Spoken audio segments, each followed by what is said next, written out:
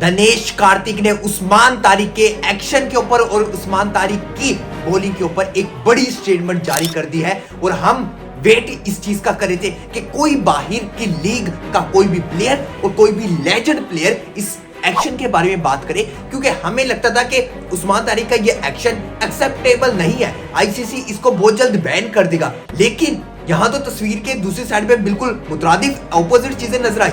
वो दिनेश कार्तिक जो कि इंडिया के पास क्रिकेटर रह चुके हैं, दिनेश कार्तिक उस्मान तारिक के एक्शन के बारे में बोलते हैं कि उस्मान तारिक जिस तरह स्लो बॉलिंग करता है, उस्मान तारिक बड़ी स्लो बॉलिंग करता है और अपनी लाइन और लेंथ के ऊपर उस्मान तारिक को बड़ा कंट्रोल है।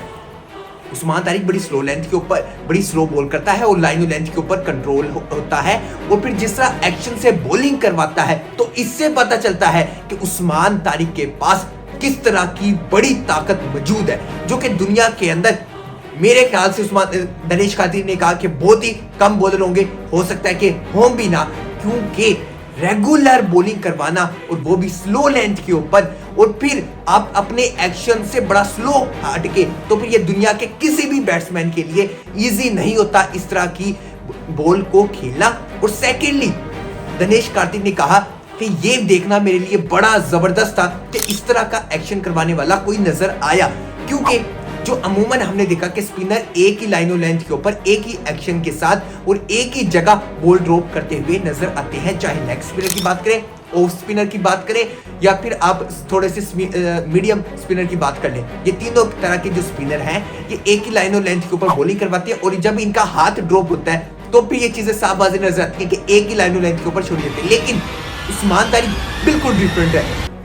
एक्शन सबसे बिल्कुल डिफरेंट है उस्मान तारिक का, सबसे डिफरेंट है उस्मान तारिक का एक्शन। और फिर जब स्पेशली जब बॉल को ड्रॉप करता है तो किसी को समझ नहीं आती कि उस्मान तारिक बॉल किस जगह ड्रॉप कर रहा है और बॉल को कैसे पकड़ा जाए, और फिर जो सामने वाला बैट्समैन है उसके लिए सबसे बड़ा ट्रिकी है और चैलेंजिंग है उसके लिए कि उस्मान तारिक के एक्शन को समझे और फिर सेकेंडली उसकी बॉल किस जगह ड्रॉप होगी उसे समझे, और अगर बॉल को समझ भी लेता है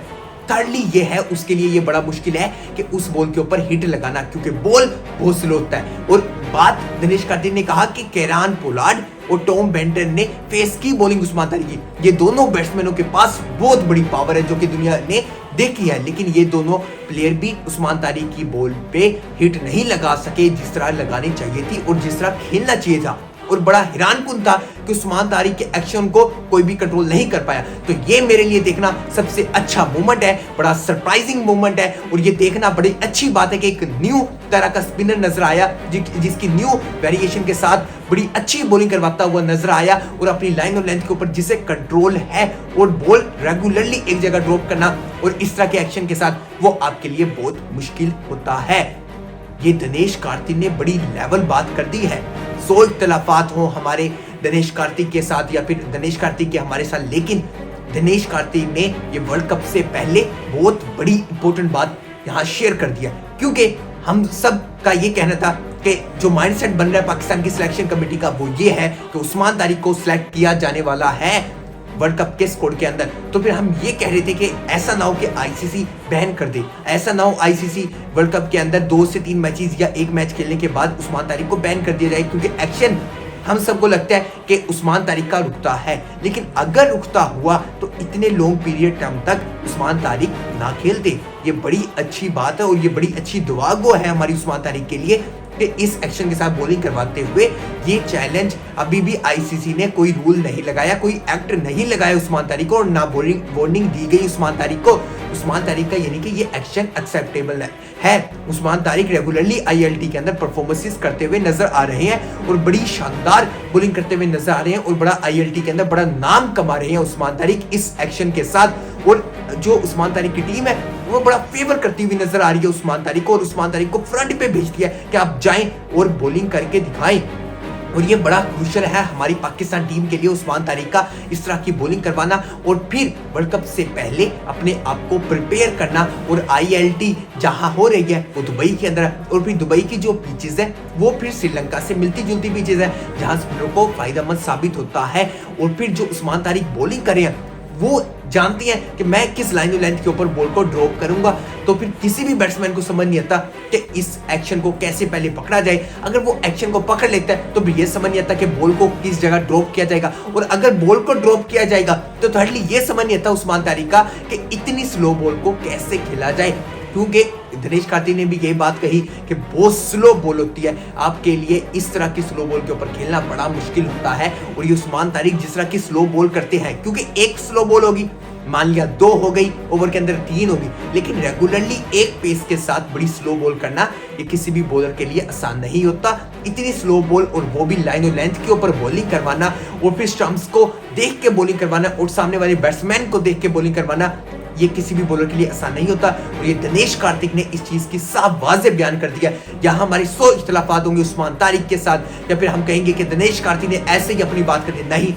ये एक्शन बड़ा जरूरी था और हमें वर्ल्ड कप के लिए एक ऐसा बॉलर चाहिए था उस्मान तारिक की तरह जो हमें मिले, जो कि अगली टीम को समझ रहा है। क्योंकि उस्मान तारिक ने अभी इतनी इंटरनेशनल टीमों के खिलाफ बॉलिंग नहीं की, अभी इतनी समझ नहीं है उस्मान तारिक की इंटरनेशनल टीमों में, और इतने बैट्समैनों को फेस नहीं है किया इतने उस्मान तारिक को, तो फिर ये बड़ा अच्छा मूवमेंट होगा पाकिस्तान टीम के लिए, और ये एक बड़ा हमारे लिए बोनस भी हो सकता है वर्ल्ड कप के अंदर कि उस्मान तारिक जैसा बॉलर जब जाएगा तो फिर ये सरप्राइजिंग होगा कि उसे किस तरह फेस किया जाएगा। ये तो जाहिर बात है कि उस्मान तारिक को फेस करना इतना आसान नहीं है जितना बाकी स्पिनरों को आसान है, क्योंकि उस्मान तारिक की बॉल का ही समझ नहीं आएगी कि किस जगह ड्रॉप की जाएगी, ऑफ पे की जाएगी, लेग पे की जाएगी, या फिर मिड के अंदर की जाएगी, कोई समझ नहीं आएगी। क्योंकि जब उस्मान तारिक अपना हाथ यहां से जब छोड़ते हैं तो वो चीज यहां भी मूव ऑन हो सकती है, उस्मान तारिक के हाथ का एक्शन वो यहां भी हो सकता है, वो मिड के अंदर भी हो सकता है। तो ये चीज बड़ी जरूरी थी जो कि दिनेश कार्तिक ने यहां शेयर की, और दिनेश कार्तिक के ये अल्फाज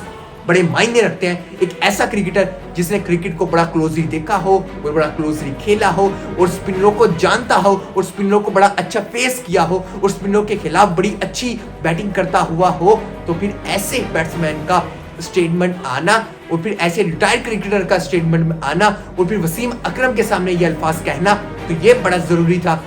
और ये उस्मान तारिक के लिए भी बड़ा जरूरी है, उस्मान तारिक के कॉन्फिडेंस के लिए बड़ा जरूरी है, और उस्मान तारिक भी इसके ऊपर बड़े खुश होंगे कि दिनेश कार्तिक के एक्शन के बारे में कह रहे हैं, क्योंकि हम तो बल्कि डीमोटिवेट करते हुए नजर आते हैं उस्मान तारिक को कि एक्शन ये क्या है, कौन सा एक्शन आ गया है। ये तो आम अल्फाजों के अंदर कहूं तो हम कहते हैं कि वटे बॉलिंग करवाता है, वटा बॉलिंग करवाता है, समझ नहीं आ रहा, एक्शन हाथ नहीं घूमता हुआ नजर आता है। लेकिन अगर हम कहें तो अभी तक इतने ही अवेलेबल नहीं होते उस्मान तारिक, अगर इस एक्शन के अंदर कोई प्रॉब्लम नजर आता। मानते हैं यहाँ थोड़ा बहुत हमें लगता है कि एक्शन शायद ड्रॉप किया जा रहा है, रोका जा रहा है उस्मान तारिक के जब यहाँ आके रुकते हैं, लेकिन वो हाथ जब यहाँ करते हैं दोबारा तो फिर वो उसी हाथ को ड्रॉप कर दिया जाते हैं। एक ऐसा बॉलर जो कि हाथ को तो लाए लेकिन दोबारा बैक पे लेके जाके आगे हाथ घुमाए और फिर बॉल ड्रॉप करे, वो चीज हम वट्टा कह सकते हैं। लेकिन उस्मान तारिक हाथ को लेके आते हैं प्रॉपर एक्शन की तरह, और फिर जब यहाँ ले आते हैं तो उस बॉल को ड्रॉप करने की तरफ जाते हैं, जो कि एक बड़ा अच्छा मूवमेंट है कि हमारे लिए एक ऐसा बॉलर मिला उस्मान तारिक जो कि किसी के लिए भी समझना बड़ा मुश्किल होता है, और दुनिया के अंदर बहुत ही कम ऐसे स्पिनर हैं जिनको रीड करना किसी के लिए भी मुश्किल हो जो कि उस्मान तारिक हो। एक तो उस्मान तारिक बड़ी स्लो बॉल करते हैं, दूसरा एक्शन समझ नहीं आता, और तीसरा बॉल किस जगह ड्रॉप करेंगे वो बड़ा मुश्किल होगा, और फिर बैट्समैन के लिए इस तरह का फेस करना ये बड़ा मुश्किल होता है। और दिनेश कार्तिक के ये अल्फाज बड़ी वैल्यू रखते हैं इस वक्त उस्मान तारिक के लिए, और उस्मान तारिक की सिलेक्शन के लिए भी ये बड़ी चीजें वैल्यू रखती हैं कि एक बाहर का प्लेयर वो बात कर रहे हैं, और स्पेशली इंडिया का वो प्लेयर जो कि इंडिया से बड़ा खेल चुका है और बड़ा एक्सपीरियंस है स्पिनरों को फेस करने का। ये थी बड़ी स्टेटमेंट दिनेश कार्तिक की उस्मान तारिक के बारे में जो कि मैंने आपके साथ शेयर की। मिलता हूं मैं आपसे अगली वीडियो में, तब तक के लिए अल्लाह हाफिज।